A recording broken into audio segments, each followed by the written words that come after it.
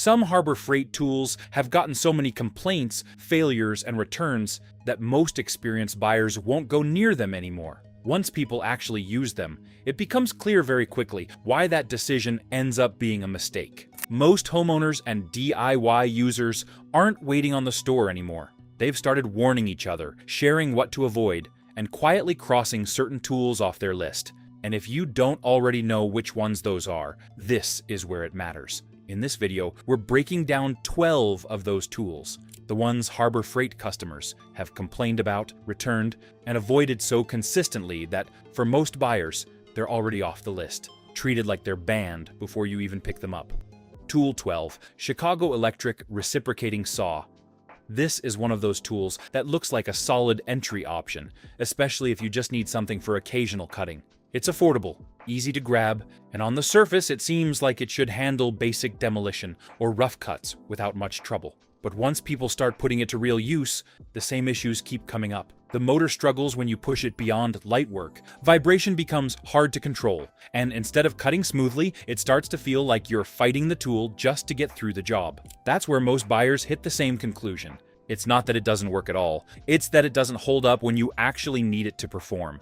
And for something like a reciprocating saw, where you're often dealing with tougher materials, that becomes a problem very quickly. So instead of saving money, many end up replacing it sooner than expected, or avoiding it entirely the next time around. And that's why this is one of the tools that has quietly fallen off the list for a lot of Harbor Freight customers.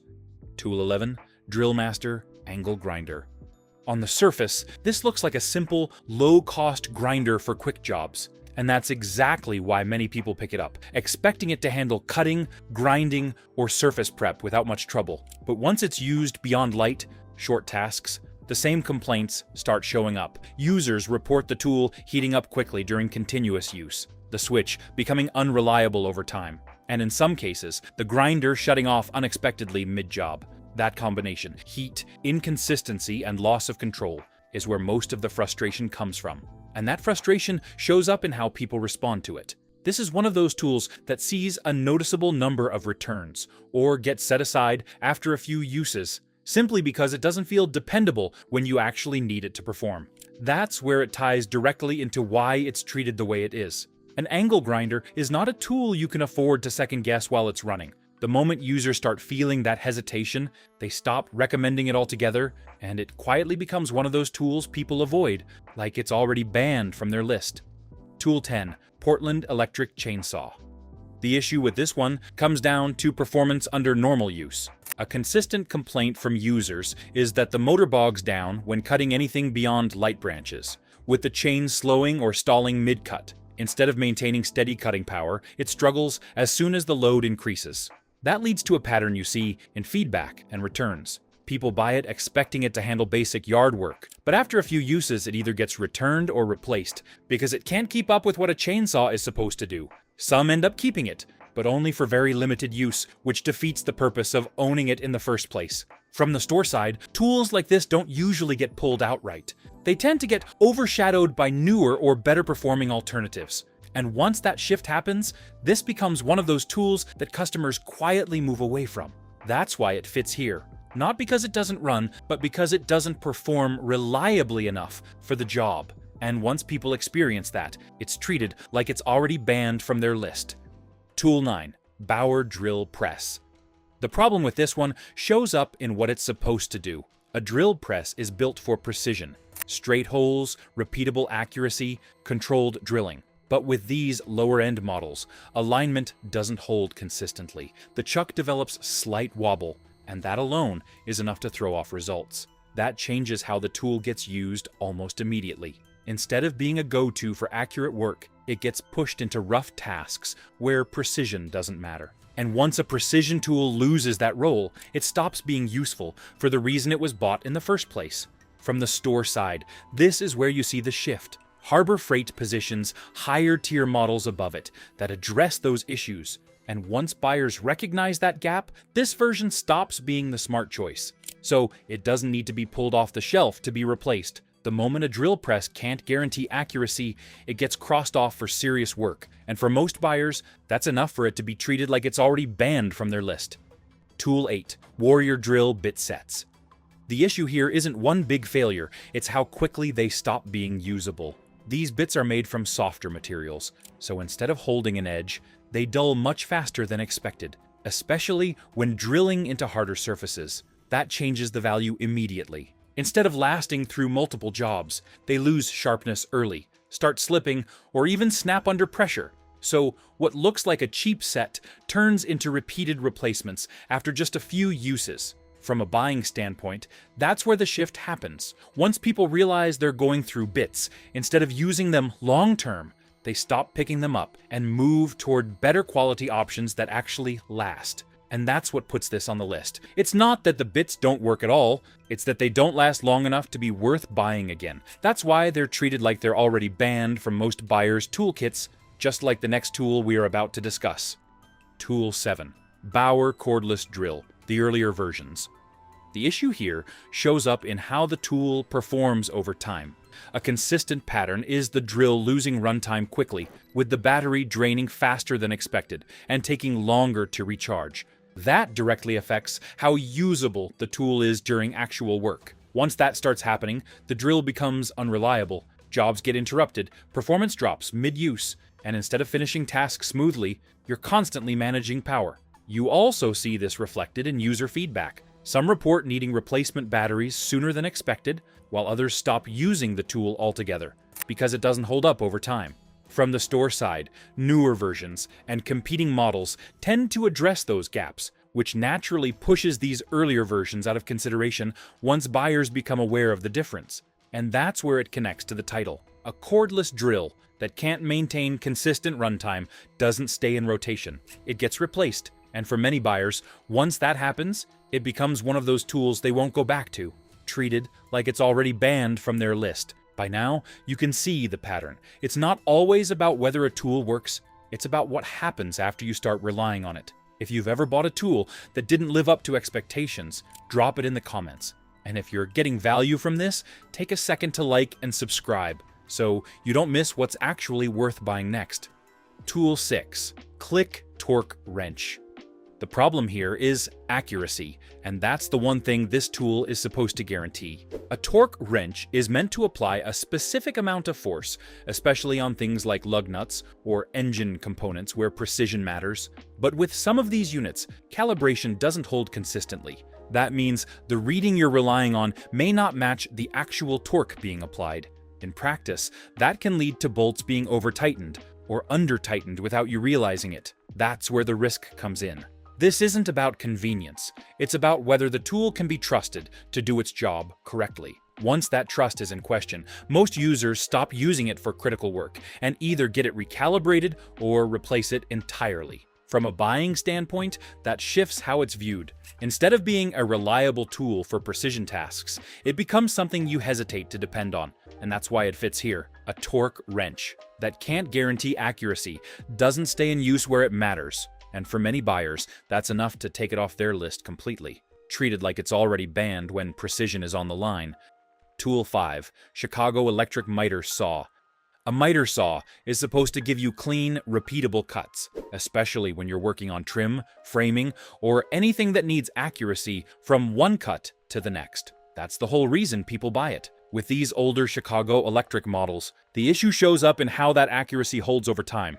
The fence can fall slightly out of alignment, and the cut line stops matching what you set. So even when everything looks properly adjusted, the results start drifting. That changes how the tool gets used. Instead of trusting it for precise work, it gets pushed into rough cuts, where exact angles don't matter as much. And once a miter saw can't be relied on for accuracy, it loses its main purpose. From the store side, newer models and higher-tier brands tend to address those alignment and build quality issues, which naturally shifts buyers away from these older units once they know the difference. A tool designed for precision that can't maintain it doesn't stay in rotation, it gets replaced. And for many buyers, that's enough to treat it like it's already banned from their list when clean cuts actually matter. Tool 4. Predator Generator, Early Models. A generator is something you rely on when everything else stops. Power outages, job sites, emergencies. This isn't a tool you use casually. It either starts and runs or it doesn't. With some of the earlier Predator units, the issue showed up in consistency. Reports pointed to hard starting, especially after the generator had been sitting for a while, and in some cases, unstable output during longer runs. That changes how the tool is viewed immediately. A generator that doesn't start when you need it or struggles to stay stable under load loses its purpose. Instead of being dependable backup power, it becomes something you're not fully confident in when it matters most. From the store side, this is where newer inverter models and updated versions began taking over, offering quieter operation and more consistent performance. As those options became available, the earlier units naturally fell out of favor, and that's why it fits here. A generator that can't be counted on when you actually need power doesn't stay in anyone's plan. And once that doubt sets in, it becomes one of those tools people move away from completely, treated like it's already banned when reliability is critical. Tool 3. Drill Master Cordless Drill Kit.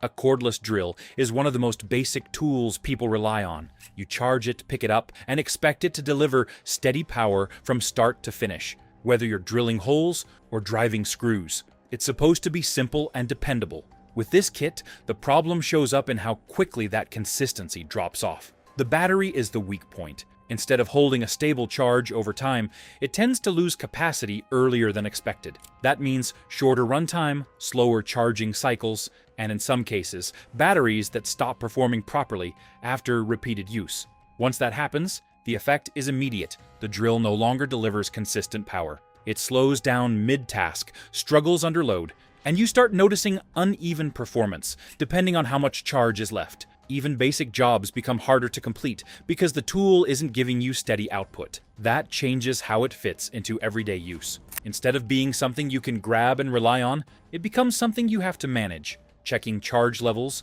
swapping batteries more often, or stopping halfway through a task to recharge. Over time, that frustration builds. This is also where the buying decision shifts. When the battery becomes the limiting factor, people either spend more replacing it or move on to a different drill entirely. And once that realization sets in, the tool stops being a long-term option.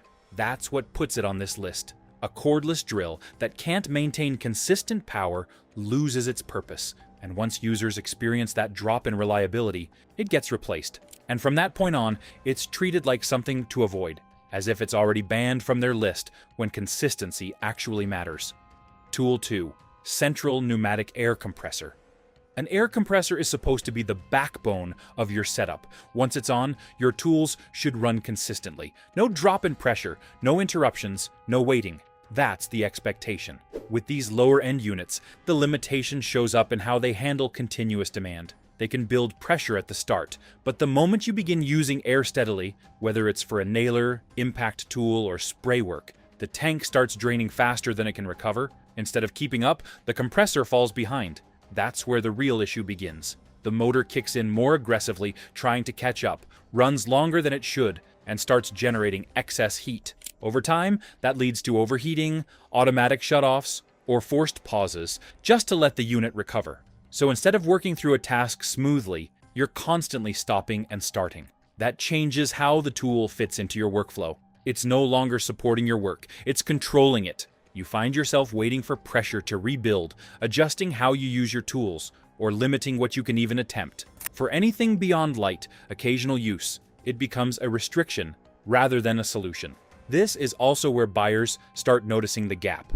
Compressors with larger tanks and better recovery rates don't have this issue, and once that difference becomes clear, these low-end models stop being a practical choice for real work. That's how it ends up here. Not because it doesn't turn on, but because it can't keep up with the job it's meant to handle. And once a tool slows you down instead of supporting you, it gets taken out of rotation, avoided completely, like it's already banned from the setup. Tool 1. Chicago Electric Flux Core Welder. A welder is supposed to give you control, steady output, consistent arcs, and the ability to build clean, reliable welds. That's the whole purpose. With this unit, the issue shows up in how unpredictable that output can be. Users point to unstable arcs, inconsistent feed, and difficulty maintaining a smooth weld, even with proper setup. Instead of focusing on technique, you end up compensating for the machine itself. Settings don't always translate into predictable results, and that makes it harder to produce clean, strong welds. That changes how the tool gets used very quickly. Rather than improving with practice, many find themselves limited by the equipment. Some keep it only for very rough work, while others move on entirely once they realize the inconsistency isn't coming from their skill. From the store side, more refined welding options and upgraded units sit above it, offering better control and more stable performance. Once that comparison is clear, this model stops being a serious option for anyone looking to weld properly. A tool like this doesn't just fall short, it holds you back. And once that becomes obvious, it's one of those tools people remove from their setup entirely, treated like it's already banned when quality actually matters. When you step back and look at everything we've covered, a clear pattern starts to form. And it goes beyond just one tool or one bad experience. These are tools that, over time, have built a reputation through repeated use, repeated feedback, and repeated outcomes that don't match what people expect when they buy them. What stands out isn't just that issues happen, it's how often the same types of problems show up. Loss of power, inconsistency, lack of accuracy, early wear. These are not isolated situations. They are the kind of issues that change how a tool gets used, and more importantly, whether it gets used at all after that first impression. And that's where the real shift happens. Once a tool stops delivering in the moments it's needed, people adjust. They stop reaching for it, stop relying on it, and eventually stop considering it altogether. That decision doesn't come from marketing or packaging, it comes from experience. And when enough people arrive at the same conclusion, it spreads naturally. Over time, that collective experience starts shaping buying behavior. People walk into the store with a different mindset. They already know what to avoid, what not to risk their money on, and what isn't worth repeating. Even without anything being officially removed, certain tools begin to fall out of consideration entirely. At that point, it's no longer about price or availability, it's about trust. And once trust is gone, the tool doesn't need to be pulled from the shelf. It's already been removed from the buyer's list. That's what this video has been showing you. Not just what goes wrong, but what happens after. How those problems translate into returns, replacements, and ultimately rejection. And once a tool reaches that stage, it doesn't matter that it's still being sold. For most people, it's already been decided. If you've had an experience with any tool that didn't live up to expectations, share it in the comments, because that's exactly how these patterns start to form. And if you want more breakdowns like this, where we go deeper into what actually holds up and what doesn't, take a second to like and subscribe so you don't miss the next one.